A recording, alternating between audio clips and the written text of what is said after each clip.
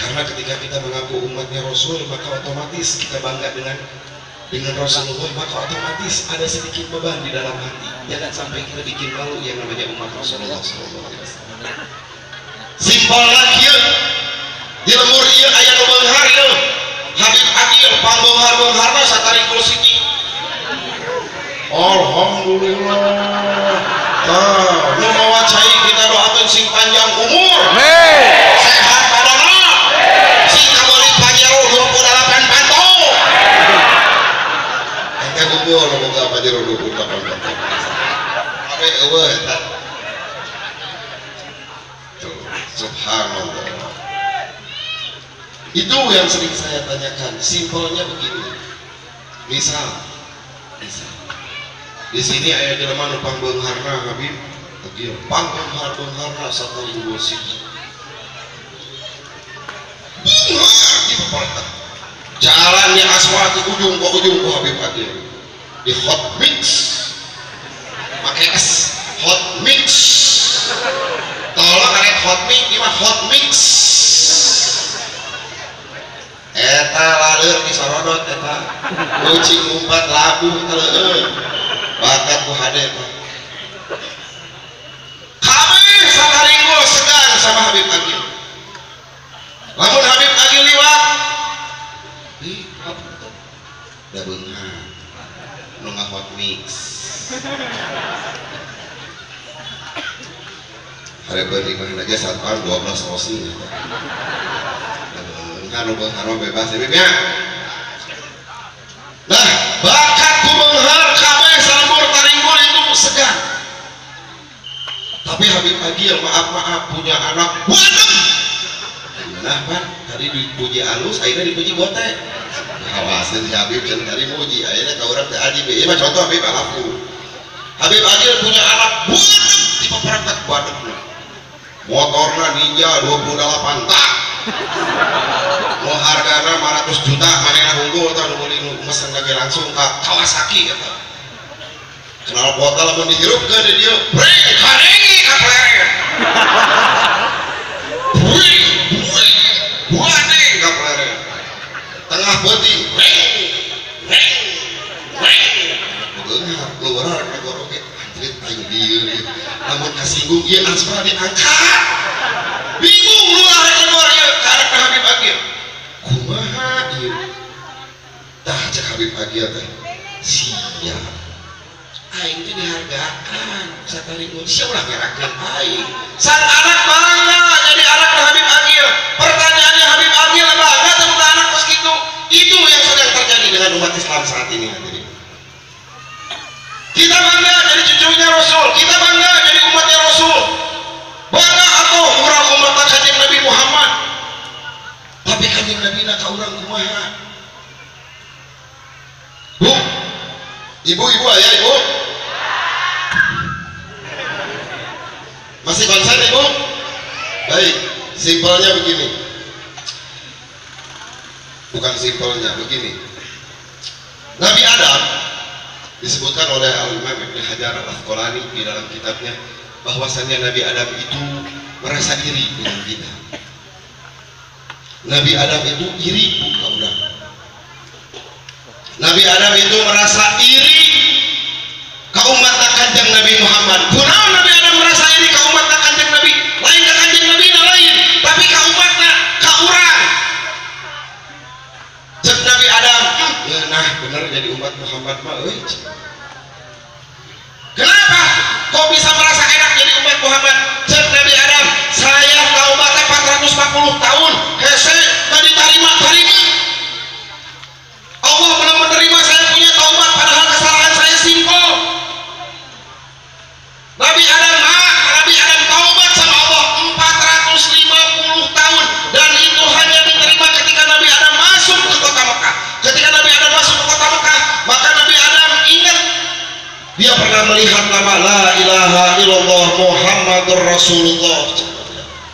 Maka dia tawasul ke kanjeng Nabi Muhammad, ya Allah bihaqi Muhammad saya taubat kepadamu ya Allah. Dijawab sama Allah kepada Nabi Adam, ya Adam, wahai Adam, kunaon engke nyaho ngaran Muhammad padahal eta jelema can dijieun ku anak. Cek Nabi Adam, ya Allah,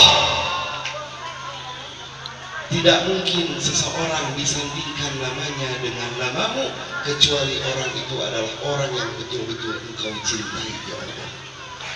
Jawaban Allah, sudah betul, maka diterima taubatnya Nabi Adam. Tapi umat Nabi Muhammad, Nabi Adam, iraha wae kapan saja mereka taubat ke kudu ka Mekah, iraha wae asal betul-betul mereka melakukan taubat sama Allah, Allah terima.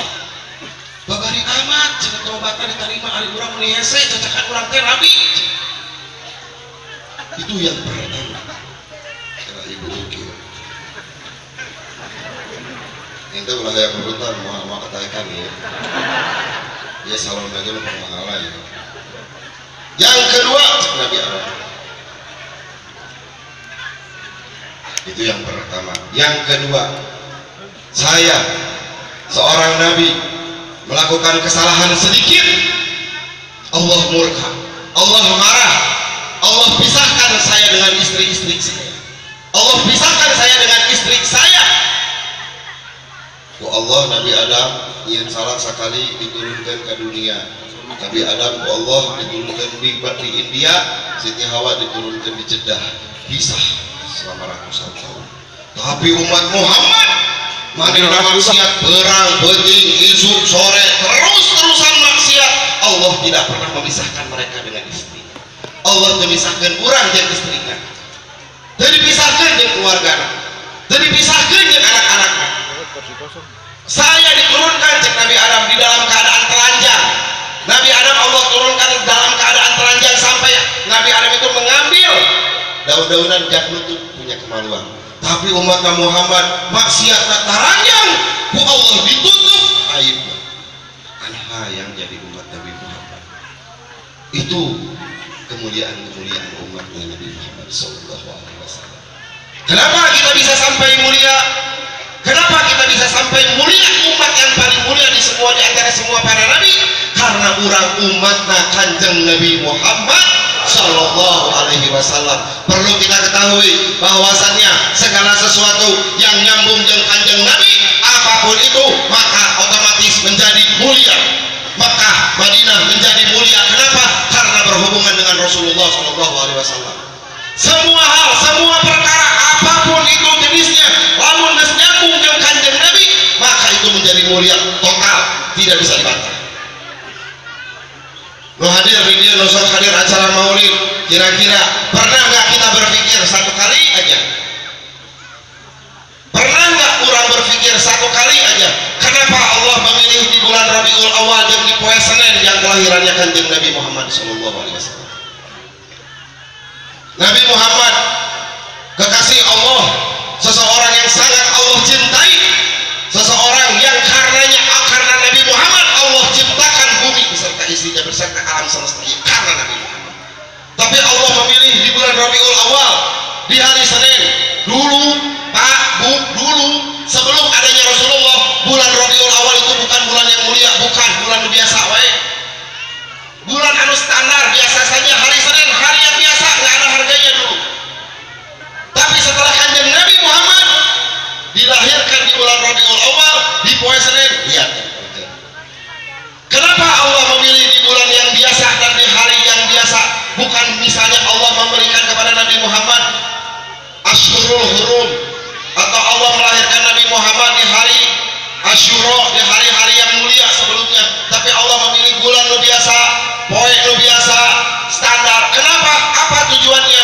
Ini pertanyaan dijawab oleh As-Sayyid Muhammad bin Alwi Al-Maliki di dalam kitabnya, bahwasanya tujuannya Allah memilih bulan Rabiul Awal, hari Senin, tujuan utamanya adalah untuk menjaga Rasulullah SAW. Jadi Allah pilih bulan yang biasa, Allah pilih hari yang biasa. Kenapa tujuannya? Untuk menjaga Rasulullah SAW. Maksudnya kumaha? Ya. Misal, andaikan Rasulullah dilahirkan di hari, misalnya di hari Asyura atau di hari Jumat, misal bulannya di bulan Ramadan, bulan yang mulia, atau di bulan haji, Allah tidak mau ada satu orang pun yang mempunyai pendapat bahwasannya kunaon Rasul mulia dan dilahirkan di bulan mulia yang di poin mulia. Tujuannya Allah tidak mau kita punya pikiran seperti itu. Makanya Allah pilihkan hari yang biasa dan bulan yang biasa, tetapi keadaannya Allah balik. Maksudnya kumaha? Gara-gara Rasulullah lahir di bulan Rabiul Awal, sekarang bulan Rabiul Awal tepat bulan kelahirannya Rasul, maka otomatis bulan Rabiul Awal jadi mulia. Tadi saya sudah bilang, segala sesuatu nu nyambung ke kanjeng Nabi, nu berhubungan dengan Rasulullah jadi mulia. Bulan Rabiul Awal lahir begitu, asup bulan mulut di mana-mana kabeh lamun ngayakeun maulud jadi bulan mulia. Poe Senin jadi poin mulia, urang disunahkeun puasa Senin. Dibalik sama Allah. Allah membalik, bukannya kita. Lamun urang mah beremun urang kunaon si Habib agil mulia dan dilahirkeun poe Arafah jadi mulia, tapi ini enggak. Bulan Rabiul Awalnya menjadi mulia gara-gara Rasulullah dilahirkan di bulan Rabiul Awal. Andaikan Rasulullah dilahirkan menurut bulan Masehi mah, lamun Rasulullah dilahirkan bulan Januari, maka bulan Januari jadi mulia. Nah, itu segala sesuatu yang nyambung kanjeng Nabi, suka tidak suka, mau tidak mau, maka jadi. Lamun lain orang umat kanjeng Nabi, dia alam dunia mesti balik ke Allah, tapi Allah enggak seperti itu. Alhamdulillah. Menang minum gerak. Aduh, minum kecucuk. Jadi kopi jahe teh nyamung bau udutna. Ya.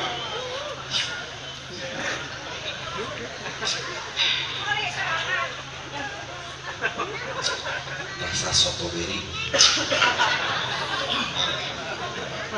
Baik, Rasulullah Shallallahu Alaihi Wasallam disebutkan oleh Al Habib Salim bin Abdullah bin Umar Asy-Syatiri mempunyai mukjizat.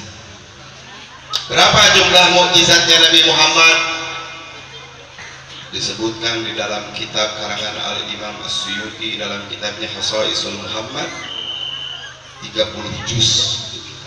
Disebutkan jumlah daripada mukjizatnya Rasul itu berjumlah 30.000 mukjizat. Rasulullah mempunyai mukjizat 30.000, Ibu.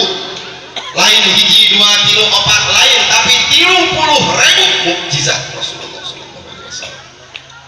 Itu ulama membagi menjadi 4 macam, tapi saya tidak akan bahas malam ini. Itu 30.000 mukjizat. Yang paling tinggi, yang paling agung adalah Al-Quran. Hanya diberikan begini, setiap nabi itu Allah berikan manhaj dan Allah juga berikan mukjizat. Apa artinya manhaj? Manhaj itu ketentuan, aturan-aturan dalam beragama, itu namanya manhaj. Itu semuanya ngambil dari Al-Quran. Dan Nabi itu mempunyai mukjizat. Satu-satunya Nabi yang mempunyai mukjizat dan manhaj yang ada dalam dihijikan Allah dalam satu hal, yaitu Al-Quran. Al-Quran itu mukjizat, Pak. Dan Al-Quran juga manhaj, dan ini hanya diberikan kepada Rasulullah SAW. Nabi yang lain, Nabi Musa, Nabi Isa, mereka semua punya manhaj tersendiri, punya mukjizat tersendiri. Nabi Isa, naon manhajnya? Injil. Mukjizatnya apa? Membangkitkan orang yang hidup, orang yang mati, menyembuhkan orang yang buta. Mukjizat dan manhajnya dipisah. Nabi Isa, Nabi Musa, manhajnya apa? Taurat. Mukjizatnya apa? Membelah lautan. Tapi Nabi Muhammad tidak dihijikan, salah satunya Al-Quran, dan sampai sekarang masih ada. Dan Al-Quran saat ini mudah untuk dihafal. Babari ngapalkeun Al-Quran. Kenapa? Karena itu mukjizatnya Rasulullah SAW. Makanya orang menjadi umat kanjeng Nabi kudu bersyukur. Kita harus benar-benar bersyukur, Pak, Bu. Alhamdulillah kita menjadi umatnya Rasulullah SAW. Baik, berbicara kedudukan keagungannya Rasul, kalau kita berbicara kedudukan keagungan Rasulullah Shallallahu Alaihi Wasallam, itu tidak ada yang bisa menjawab dan tidak ada yang berani menjawab. Bahkan sekelas sahabat Nabi pun ketika ditanya kedudukannya Rasulullah, ketika ditanya keagungannya Rasulullah, fasakata, tidak berani menjawab. Siapa sahabat Nabi yang ditanya kedudukan dan keagungannya Rasul? Sayyidina Umar dan Sayyidina Ali karramallahu wajhah. Ketika bertemu dengan seorang yang sudah Islam tapi dia belum pernah bertemu dengan Rasulullah. Ada seorang yang namanya Uwais Al-Qarani, dia berasal dari Bani Qaran yang ada di Yaman. Manehna asup Islam tapi sam pernah papangi jeung Rasulullah. Ngalaman hidup Rasulullah, ngalaman sajaman, tapi belum pernah bertemu dengan Rasul. Kenapa Uwais Al-Qarani tidak berangkat ketemu dengan Rasul? Karena Uwais Al-Qarani boga indung nu geus sepuh nu teu bisa ditinggalkeun. Ceuk Uwais, ieu perjalanan dari Yaman ke Madinah itu 4 bulan 5 bulan, berangkat 5 bulan, balik deui 5 bulan, kumaha itu enak eueuh nu nguruskeun. Tapi Rasulullah sudah tahu dengan keadaan Uwais Al-Qarani. Maka kata Rasulullah, ya Umar, ente bakal kedatangan hiji jelema ngaranna Uwais Al-Qarani, kirim salam ti anak, cek Rasulullah. Pas saatnya tiba, Rasul sudah wafat, digantikan oleh Sayyidina Abu Bakar As-Siddiq. Sayyidina Abu Bakar As-Siddiq pun wafat, maka Sayyidina Umar menjadi khalifah. Ada rombongan dari Yaman, rombongan haji dari Yaman. Ketika masuk ke kota Mekah, cek Sayyidina Umar, ada ingat ya, ayeuna diteangan, dikumpulkan. Mana rombongan haji dari Yaman? Dikumpulkan. Yang berasal dari suku Qaran duduk diuk, mulai sok rarindah agorunuk dari suku Qaran. Ditanyakan, mana nu ngaranna Uwais Al-Qarani? Tidak ada yang menjawab. Aya nu tinggalan teh ieu, aya sapra saha. Nah, itu masih ke jelema rada kurang kecil. Di mana eta jelema? Keur ngajagaan ontak. Disamperkeun ku Sayyidina Umar jeung Sayyidina Ali ka rombongan ontak eta. Pas disamperkeun, ditanya, "Ente Uwais?" "Maaf, saya Uwais." Rasul pernah menyebutkan salah satu tanda Uwais, dia mempunyai tanda putih di punggungnya. Jadi Uwais Al-Qarani itu dia punya sakit belang. Apa penyakit belang? Musuhnya kegedean, sekarang nggak bisa sembuh lagi. Tapi khusus untuk Uwais Allah sembuhkan. Tapi saat itu Uwais Al-Qarani minta sama Allah agar disisakan sedikit di punggungnya untuk menjadi bukti saksi bahwa dia pernah sakit dan disembuhkan oleh Allah Subhanahu wa Ta'ala. Ketika Pak Pendak kita ketemu, mana tanda ente bodas ente? Karena Rasul sudah kasih tahu dia punya tanda. Mana tanda? Lah dibuka ini. Ya Uwais, Nabi yukri'uka salam, Nabi kirim salam ke Uwais. Dijawab Uwais. Terus Uwais bertanya, ya Sayyidina Ali, ya Abu Bakar, ya Amirul Mukminin, ya Ali, saya mau nanya nih, saya kan tak pernah jadi Rasulullah, tak pernah panggil hari Rasulullah kumaha, dijelaskan Rasulullah.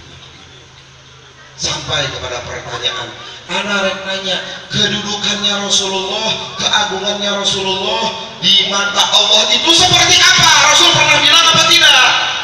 Fasakata, tidak berani menjawab. Terus dia nanya lagi, kira-kira lamun Abu Quhafah itu Sayyidina Abu Bakar As-Siddiq, lamun Sayyidina Abu Bakar As-Siddiq hirup kene bisa ngajawab tuh pertanyaan ieu? Berarti apa? Kedudukan dan keagungannya itu sudah bukan untuk dinilai, tapi untuk disyukuri oleh kita dan dinikmati. Kita harus bersyukur. Al-Habib Abdullah bin Alwi Al-Haddad Sahib Ar-Ratib pernah ditanya oleh muridnya, ya Habib, saya ingin bertanya kedudukannya Rasulullah, saya ingin bertanya keagungannya Rasulullah. Dijawab oleh Habib Abdullah bin Alwi Al-Haddad, Rasulullah ba'dallah, Rasulullah itu setelah Allah. Langsung sang murid bertanya, ya Habib, maksud dari ba'dallah itu apa? Maksudnya naon setelah Allah? Kata Habib Abdullah bin Alwi Al-Haddad, ya dengekeun murid orang, ya dengekeun ya. Satu-satunya manusia, satu-satunya nabi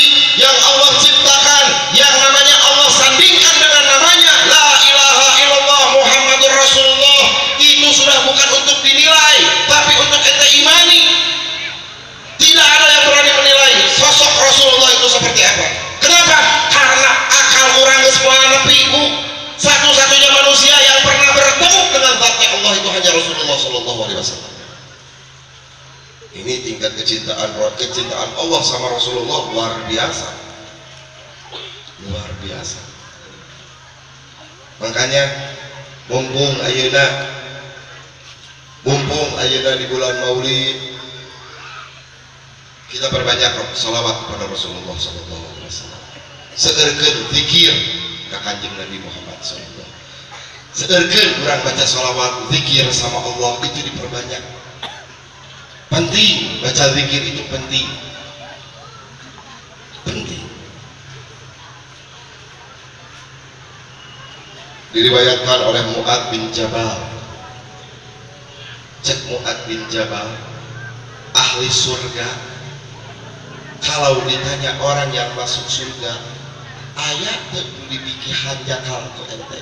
Ada gak yang kamu sesali? Gak ada. Kecuali satu. Lawan hanjakal ker di alam dunia waktu kosong orang tuh dipakai zikir ke Allah. Itu ahli surga merasa menyesal. Komo nu di neraka, nu di surga wae mereka merasa menyesal.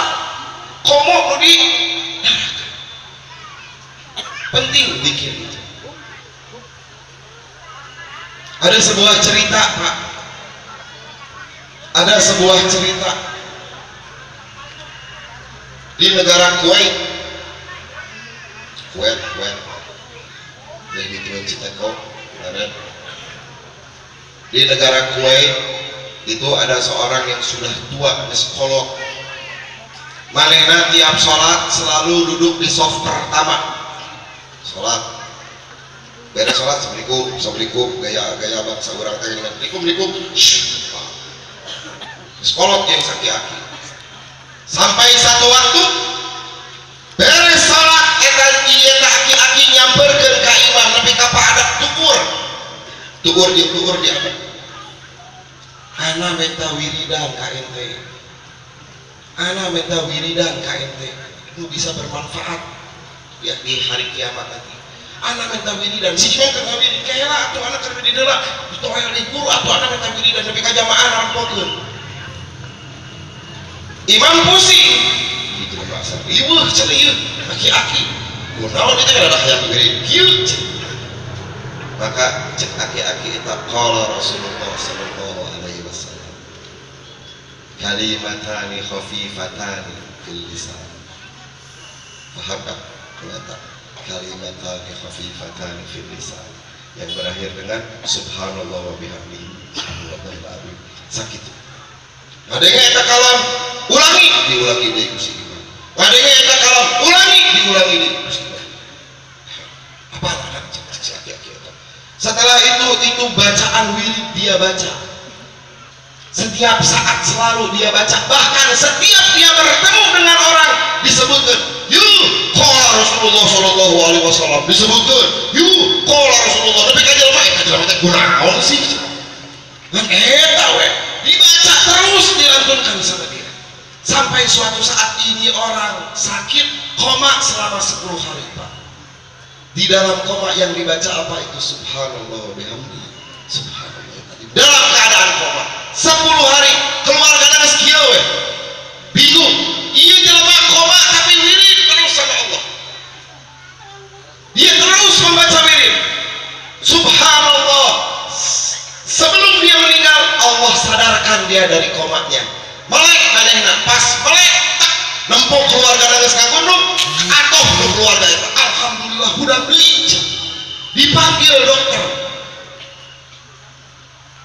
dipanggil. Ketika dokter rek pariksa manehna kana geus make alat, ketika rek pariksa manehna dicabak dia punya tangan. Qala Rasulullah sallallahu alaihi wasallam disebutkeun hadisna sampai subhanallah wa bihamdi subhanallah. Husnul khatimah itu.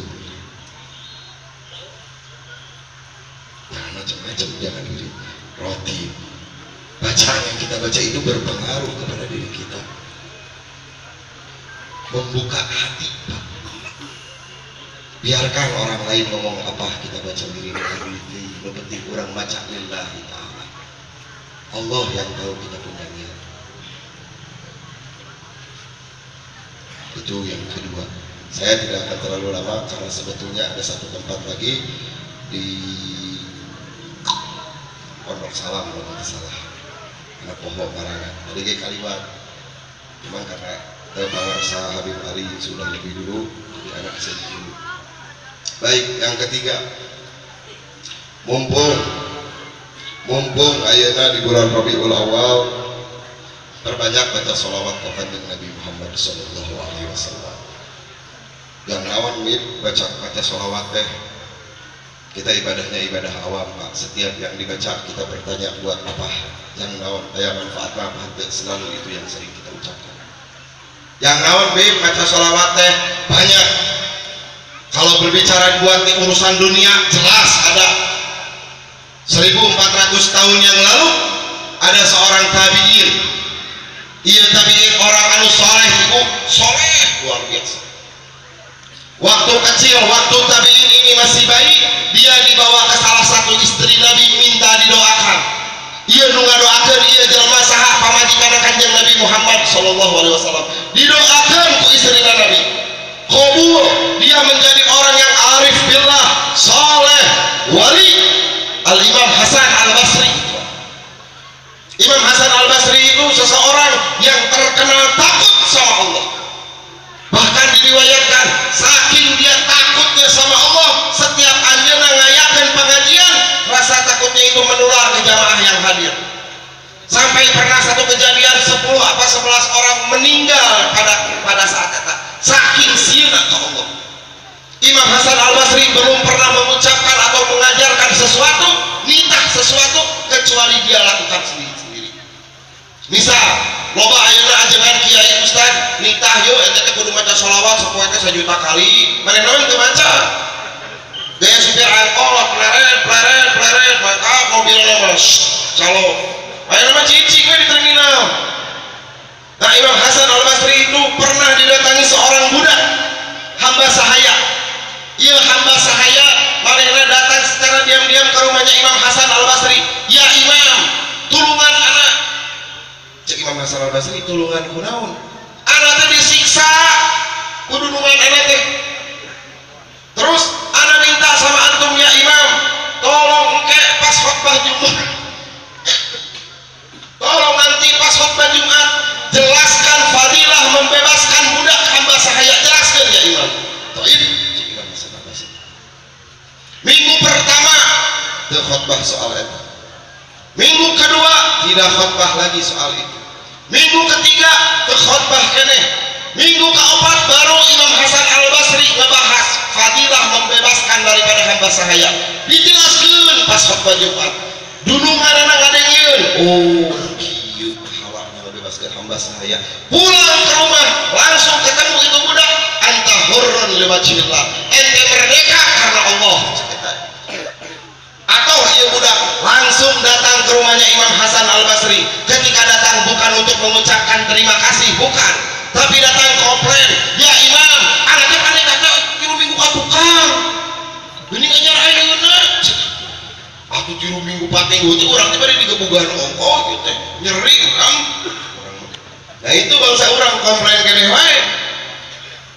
Jawaban dari Imam Hasan Al-Basri, maaf, saya bukan yang mengadengikeun omongan ente, tapi 3 minggu ke belakang saya tidak punya uang untuk membebaskan budak. Saya anti mengucapkan segala sesuatu sebelum saya lakukan sendiri.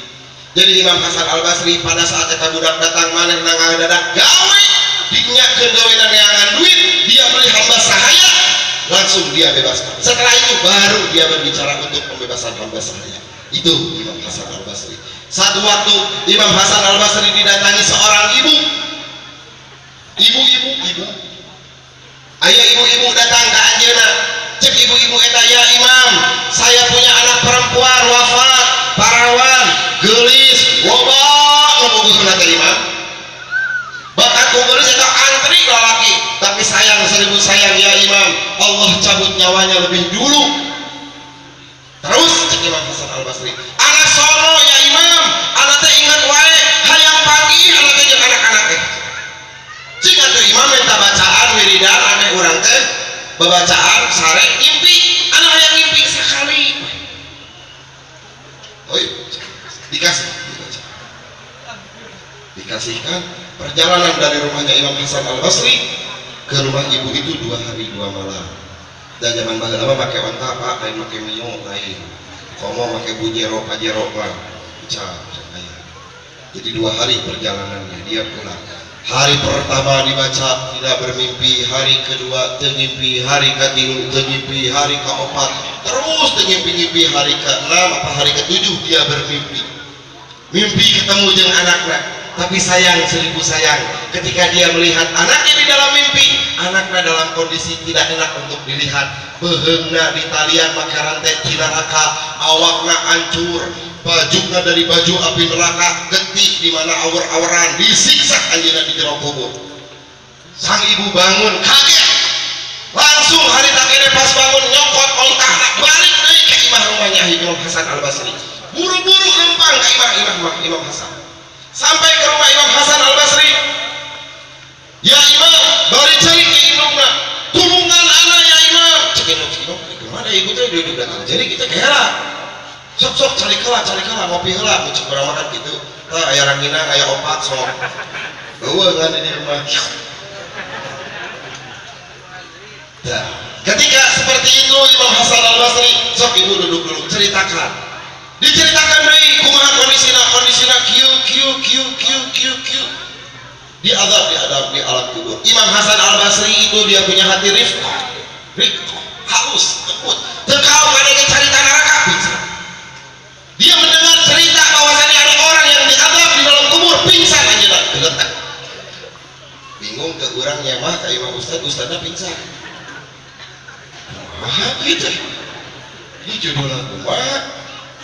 Subhanallah, Imam Hasan Al-Basri saat itu mimpi dipertemukan dengan seseorang perempuan yang duduk di atas singgasana menggunakan mahkota, bajunya halus, gelis, mempunyai banyak pelayan. Ditanya ke Imam Hasan Al-Basri, saha anjeun? Anjeun siga ratu di surga, anjeun saha? Jawaban sang yang di dalam mimpinya, saya anak daripada ibu yang datang ke engkau wahai Imam, hayang mimpi. Kehela cek Imam Hasan. Indung ente ngomong ente disiksa. Nah jadi ente ayeuna siga ratu kieu. Asa teu nyambung kieu. Dijawab sama anak perempuan, betul. 2 hari ke belakang saya masih disiksa oleh Allah Subhanahu wa taala. 2 hari ke belakang saya digebukan oleh Allah di jero kubur saya. Saya beserta rombongan yang ada di kuburan eta 50 orang, semuanya Allah siksa. Semuanya Allah pukul.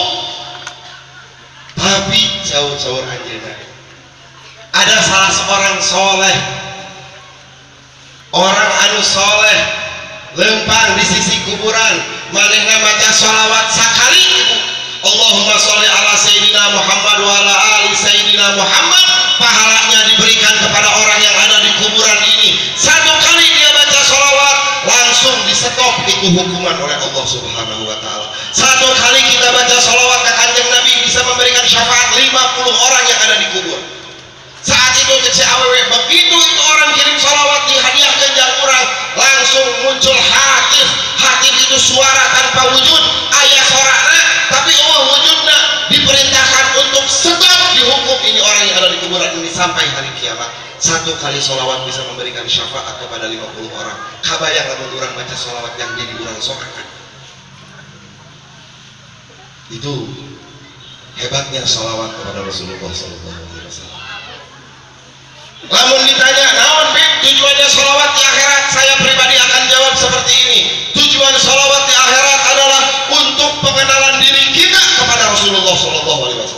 Ame orang nyaho saha Kanjeng Nabi, ame Kanjeng Nabi wawah ke orang maca sholawat. Itu tujuan saya, simpelnya jawab seperti itu. Masih banyak manfaat sholawat. Maksudnya kumaha ame Kanjeng Nabi wawah ke orang kieu metong tegang tinggi.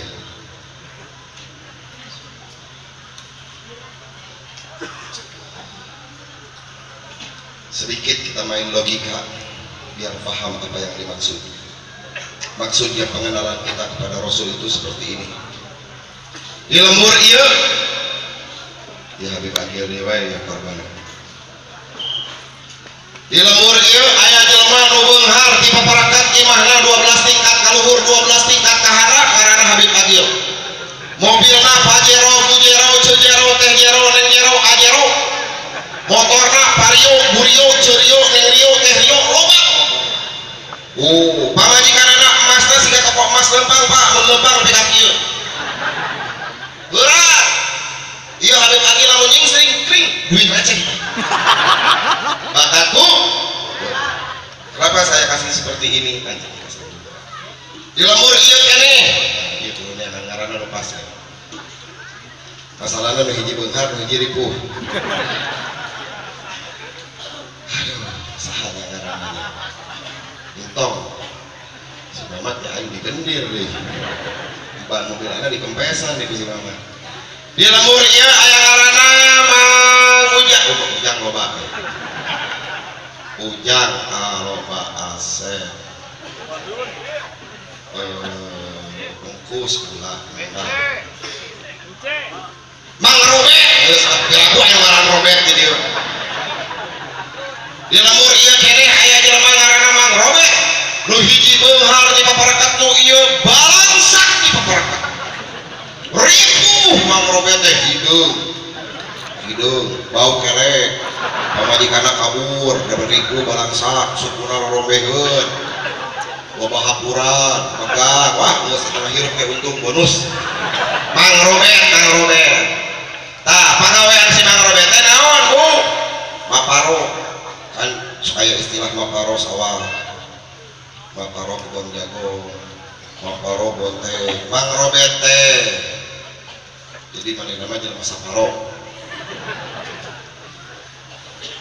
Nah setelah itu teuing kunaon ieu Mang Robet ujug-ujug inget ya ka Habib Agil teh pikirin apa orang Sunda punya kebiasaan mulia lamun setiap panen sok aya istilah ngasaan beas anyar biasanya ngara ribet di mana gunung kabeh segala macam butuh ya aya kamar mandi di bawah nah terpugu-pugu ieu Mang Robet teh hayang ngirim ka Agil ngirim manehna beas dikira karena nu beunghar teu bisa pagi di mana pakai satpam nu jadi satpamna ieu Ali ampura bieu aduh kalau digendir ada lima contoh Ali menjadi satpamna kumis tabaplang umurna Samsul satpam bos Assalamualaikum kumsalam iya coba ingat kamu Habib Agil tenang dia tenang bawa Beb iya yang mengirim ya saha teuing poho karena kudu salama Robet kudu kok Robet karena teh pokoknya masih eta lah yang geus teh dapur datang ke dapur asupkeun ka gudang di gudangna eta beasna Habib Agil geus teu ka hitung ibu wah gunung Habib Agil keur bingung mereka bagikeun beas ieu anu ngirim beas sekali bos beasna loba usul bonteng dikirim bonteng gitu deui terus bertahun-tahun dia Mang Robet tanpa pamrih dia kirim ke Habib Agil suatu waktu Mang Robet ngirim deui Mang Robet Habib Agil teh bari udud ngoboskeun ka ieu sok kitu teh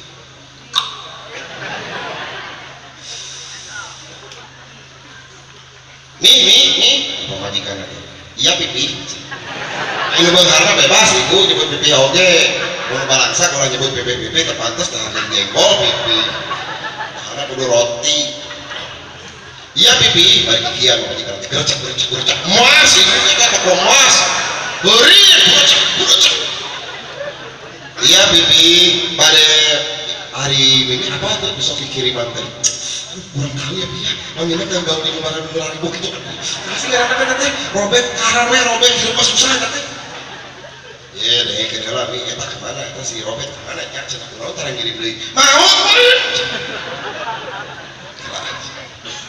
panggil we satpamna deui ente nyebut tuh sok kiriman nya saha ngaranna Robert di mana imana teuing jangan kan hayang nyawa cai mana ka mana eta jelema boting gering boting leusap boting petok boting lengsor jangan siap komandan di teangan yo satpam teh suka kapan ibu Bang Robert teh geus kieu tah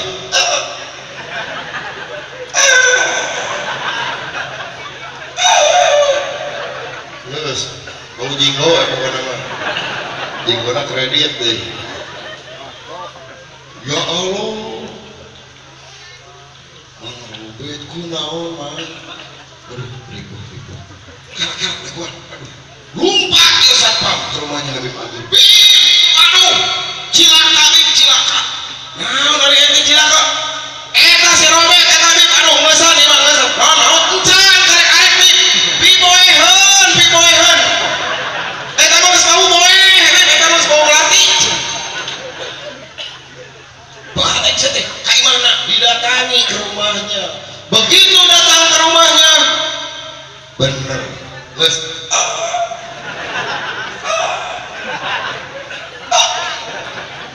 datang si Habib bobos ngering oge pan nyari apa aduh Habib ampun aduh aku udah tiup kunaon eta teh kunaon aduh Habib teh gering naon eta teh gering naon jantung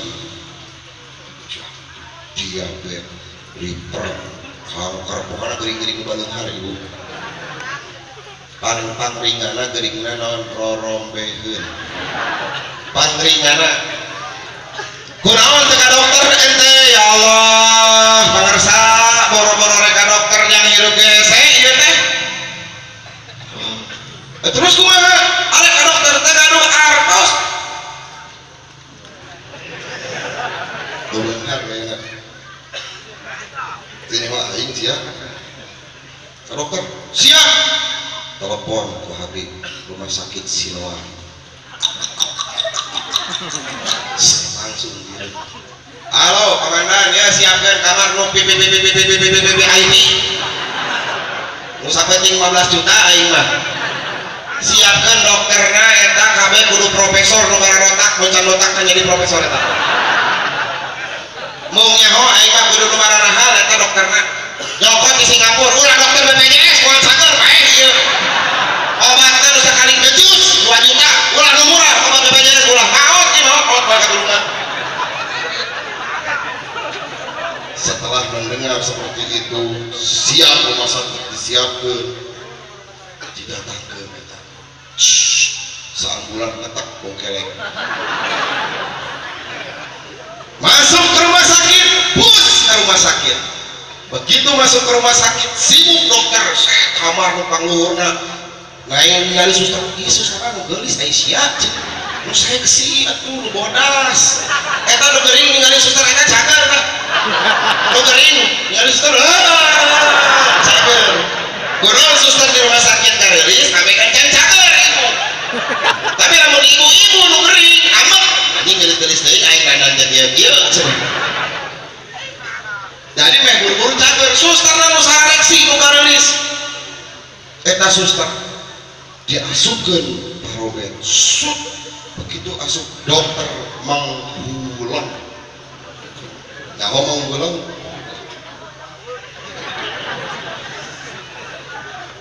si dokter anjrit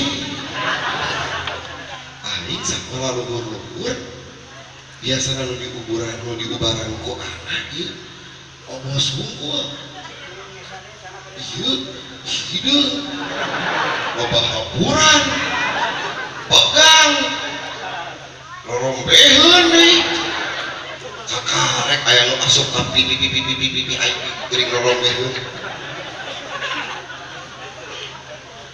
di situ Mang Robert dirawat habis-habisan ku dokter nepi ka cager walaupun can 100% ngageuring ripuh moal cager langsung ya asalkan ngagolernya lumayan lah ada orang saling pangolo berpetot gitu yang banget teh gimana yang ngaji geuring yang ngaji nama ku pangarsa ribuh tah cager tah pangolo sampai dia ditolong pada saat dia betul-betul butuh. Ini cerita akan saya sambungkan daripada maksud daripada sholawat. Satu kali kita kirim sholawat ke kanjeng Nabi, sekali orang kirim sholawat ke kanjeng Nabi, Allahumma sholli ala Sayyidina Muhammad wa ala ali Sayyidina Muhammad, itu diriwayatkan malaikat datang ke Rasulullah, ya Rasulullah, fulan bin fulan kirim sholawat ke anjeun sekali. Lamun orang maca 10 kali berarti malaikat nyebutkeun ngaran orang ke Rasulullah 10 kali. Lamun orang maca 1000 kali berarti Rasulullah ngadenge 1000 kali. Lamun orang maca 1 juta kali berarti Rasul ngadenge 1 juta kali. Nanti di hari kiamat, Pak, Bu, di hari kiamat begitu geus wujudan, kabeh urang geus kalang kabut. Begitu urang datang ke kanjeng Nabi, ya Rasulullah, saha ente? Urang maca shalawat teh darah, Bu. Digulungan dan kehera Rasul akan lebih menolong orang-orang yang baca shalawat kepada beliau. Dan karena Rasul kenal. Tapi kalau orang ente saha, ana Habib Agil, oh ente Rasul baca 10 juta kali sampai bakal hadir, ditarik. Begitu kita ditarik ke Rasulullah, ada di belakang barisannya Rasul, tenang, tenang. Allah Subhanahu wa ta'ala menciptakan mimbar dari cahaya, dari nur nanti di hari kiamat. Itu untuk semua para nabi. Semua nabi sudah duduk di atas mimbarnya, siap untuk masuk ke dalam surga, kecuali satu mimbar yang paling megah, yang paling indah, numpang ageng-agengna eta mimbar kanjeng Nabi Muhammad sallallahu alaihi wasallam. Di mana Rasul masih sibuk menjuruskan umatnya. Kabeh ngadamuan untuk masuk ke surga, ngadamuan Rasul naik mimbar. Cek Rasulullah, saya ya Allah tidak akan pernah naik ke dalam mimbar itu kecuali umat kaula geus diangkat kabeh ti neraka. Demi Allah ya Allah, saya tidak ridho satu orang pun dari umat saya masuk ke dalam api neraka. Sakitu cintana kanjeng Nabi ka urang. Urangna ka kanjeng Nabi kumaha? Kira-kira sampai sini jelas apa tidak? Makanya tadi saya ceritakan posisi Kang Robert yang Habib Agil beungharna ngeben. Karena apa? Rasul teu butuhan ku salawat urang teu. Urang butuh. Simpelnya pengenalan diri kita kepada Rasulullah sallallahu alaihi wasallam. Mudah-mudahan apa yang saya sampaikan bisa bermanfaat, bisa tetapi hampura lamun aya nu kasinggung dan niat nyinggung, tapi lamun aya nu kasinggungnya eta mah kawenehan we meureun. Mudah-mudahan anu datang ka dieu niat karena ingin hadir acara kanjeng Nabi Muhammad, dipanjangkeun umurna ku Allah, amin. Disehatkan badannya, amin. Diseueurkeun rezekina, amin. Mudah-mudahan Habib sing eureun ceramahna, amin. Alhamdulillah, terima kasih. Wabillahi taufiq wal hidayah. Wassalamualaikum warahmatullahi wabarakatuh.